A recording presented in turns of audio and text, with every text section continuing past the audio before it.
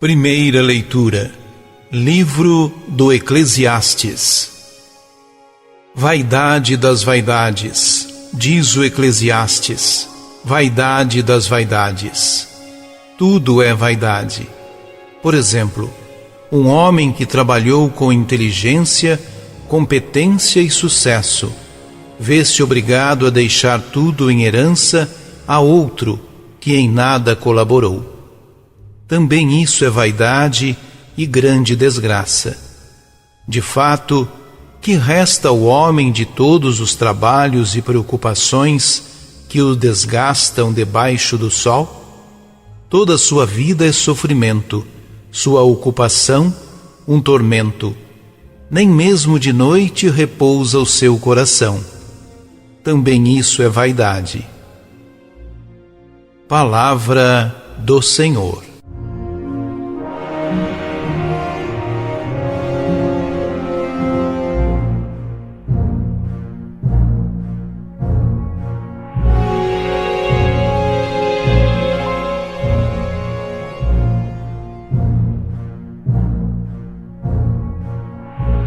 O livro do Eclesiastes pertence à literatura sapiencial que se desenvolveu pelos finais do século II a.C.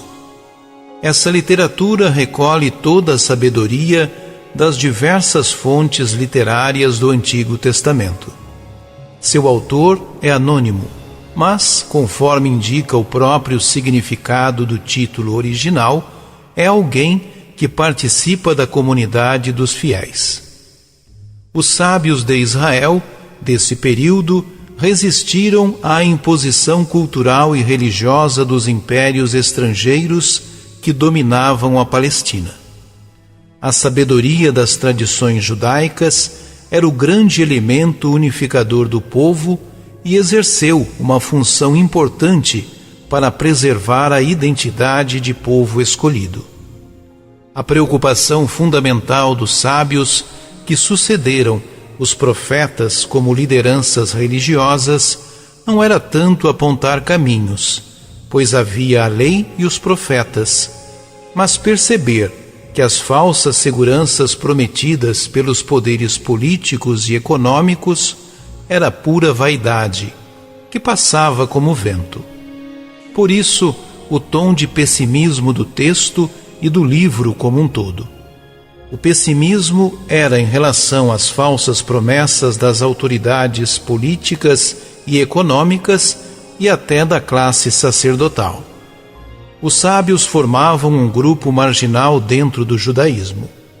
O texto proposto para esta liturgia proclama a inutilidade do esforço humano em trabalhar apenas para juntar tesouros e depois não poder usufruir. Questiona o propósito de construir fortunas e deixá-las a outros que no futuro irão se beneficiar daquilo que não plantaram.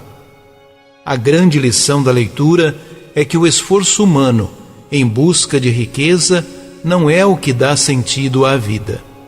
É necessário olhar mais além e cultivar a sabedoria que vem de Deus, pois tudo que é terreno é passageiro.